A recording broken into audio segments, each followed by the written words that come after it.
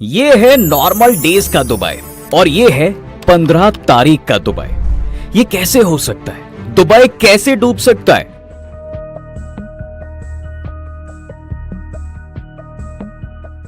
जिस देश के डेवलपमेंट की दुनिया दीवानी है, जहां बुर्ज खलीफा से लेकर पाम जुमेरा जैसे अनयूजुअल कंस्ट्रक्शंस बने हुए हैं, इसके हालात रातों रात बदल गए। अभी तक आपने और मैंने इंडिया और यूरोप के देशों को बाढ़ में बहते हुए देखा था, लेकिन अब ये हाल मिडिल ईस्ट का भी है साहब। 15 अप्रैल की रात को एक नहीं, दो नहीं, तीन नहीं, बल्कि मिडिल ईस्ट के सो कॉल्ड डेवलप्ड देश यूएई, सऊदी अरब, बहरीन और ओमान में एकदम से बारिश शुरू होती है और फिर ये बदल जाती है ऐसी तेज बारिश और आंधी में कि ये बाकी देश तो छोड़िए, ये दुबई को भी इस बाढ़ में बहा कर ले गया।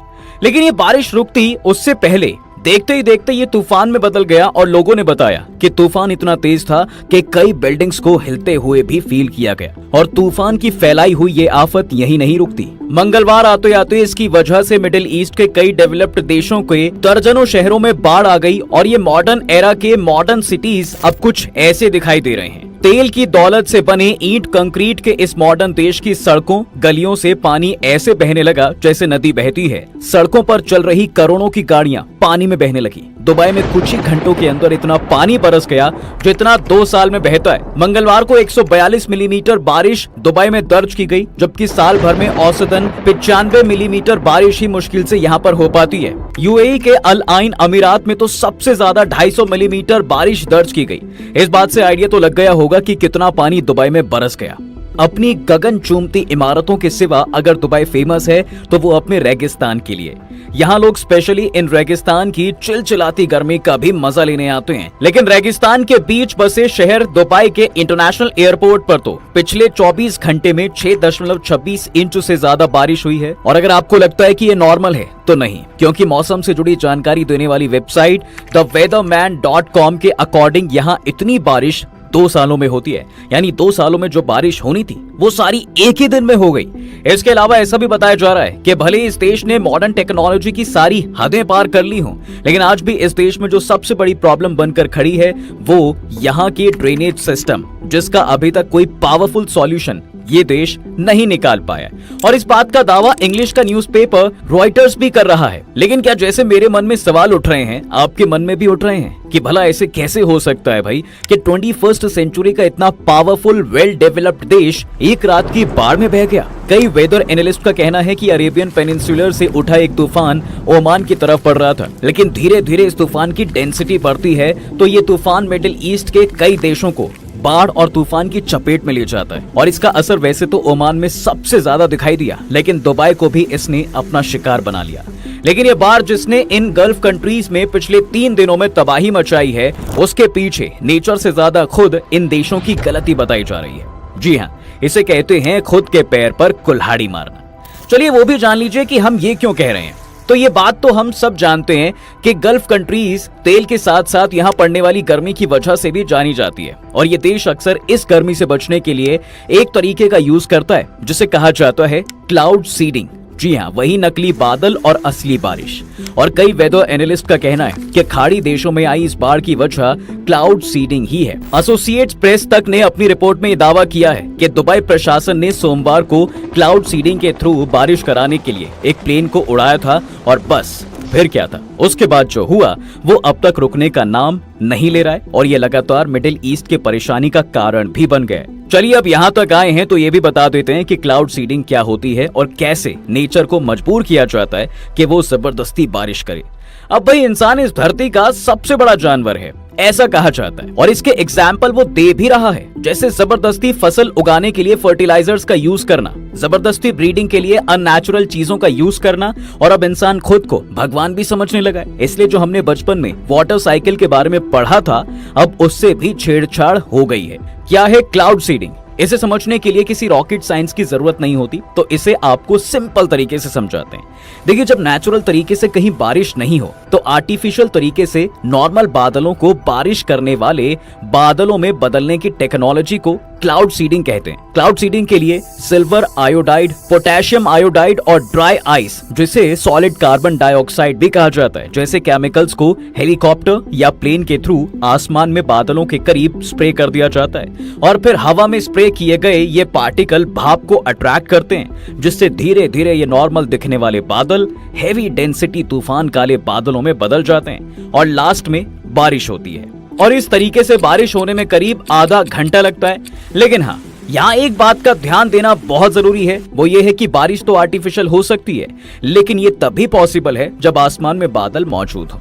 और जब एक निश्चित जगह पर एक निश्चित समय में बहुत ज्यादा बारिश हो जाती है तो उसे हम बादल फटना कहते हैं। बादल फटना इस बात पर निर्भर करता है कि क्लाउड सीडिंग से कितने बादल जमा हुए हैं।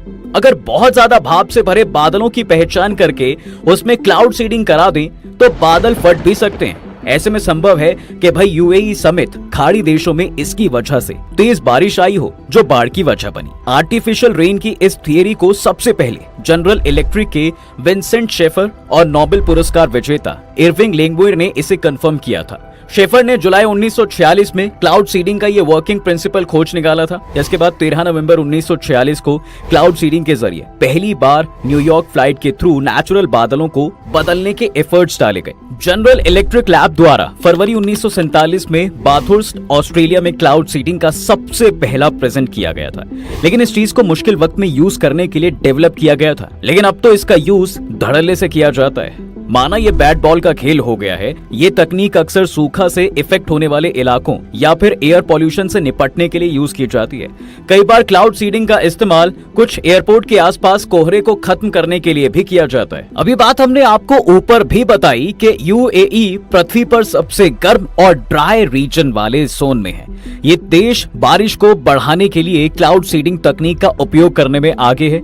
यूएई ने पहली बार 2002 में अपना क्लाउड सीडिंग ऑपरेशन शुरू किया। ब्लूमबर्ग की रिपोर्ट में मौसम वैज्ञानी अहमद हबीब के हवाले ये कहा गया कि हाल ही में सीडिंग के लिए विमानों को अल एन हवाई अड्डे से भी भेजा गया था। और ऐसा नहीं है कि इस क्लाउड सीडिंग का यूज सिर्फ मिडिल ईस्ट कंट्रीज कर रही हैं, बल्कि इसका यूज आज तक 60 से ज्यादा देश कर भी चुके हैं, जिसमें चीन, भारत जैसे बड़े देशों का नाम भी आता है। 2008 के बीजिंग ओलंपिक में ऐसे ही क्लाउड सीडिंग का नमूना देखने को मिला था, जहां चीन ने बीजिंग में क्लाउड सीडिंग के थ्रू बादलों को बारिश में बदलते हुए एक दिन पहले ही बारिश करवा ली थी। और ऐसा करने के लिए चीन ने क्लाउड सीडिंग के लिए 11,000 हथियारों का इस्तेमाल भी किया था। इसमें 6,781 रॉकेट लॉन्चर और 4,110 आर्टिलरी गन शामिल थी। तो अब आप समझ सकते हैं कि क्लाउड सीडिंग किस हद तक यूज किया जा चुका है। इतना ही नहीं, अमेरिका ने तो इस क्लाउड सीडिंग का यूज एक लड़ाई को जीतने के लिए भी किया हुआ है।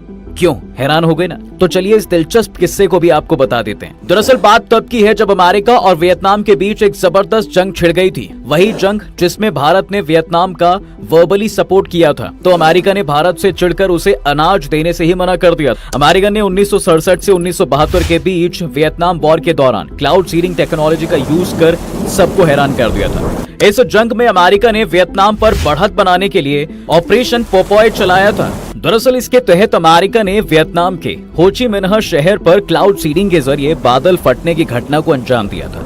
इससे वहां अचानक बारिश, बाढ़ और लैंडस्लाइड की कंडीशन पैदा कर दी थी। इससे वियतनाम सेना को बहुत भारी नुकसान पहुंचा था। अब आइए आपको बताते हैं कि अपने प्यारे भारत के बारे में, जहां आजादी के बाद से लगातार इस तकनीक का प्रयोग ना जाने कितनी बार किया जा चुका है। देखिए, भारत में क्लाउड सीडिंग का पहला प्रयोग 1951 में हुआ था। उस समय भारतीय मौसम विभाग के पहले महानिदेशक एसके चटर्जी जाने माने क्लाउड साइंटिस्ट थे और उन्हीं की लीडरशिप में भारत में इसके यूज को प्रैक्टिकली शुरू किया गया था।